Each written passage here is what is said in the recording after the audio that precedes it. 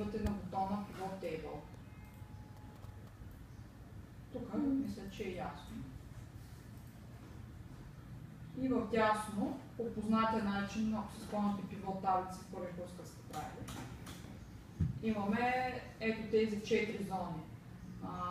Raw Labels, Column Labels, Values, където някакви стойности се сумират, и филтър. Новото тук, че в тези Slicers, Vertical и Horizontal, може да сложим йерархиите, които направихме, за да направим разрез или филтриране на данните по точно тези йерархии. Сега, например, ако сложим, вече тук по ваша преценка може да измислите най-различно обобщение. Примерно, категориите, ето тази йерархия, която направихме, директно ги провлачих тук долу в редовете. И какво се получава? Ми имаме категория и на подниво именно продукт. Виждате ли тук? Да. Актуализира ли се бързо? Така, имаме категории продукти, а по колони може да сложим dates, да кажем, или да сложим само, хайде не dates, ами нещо за клиентите.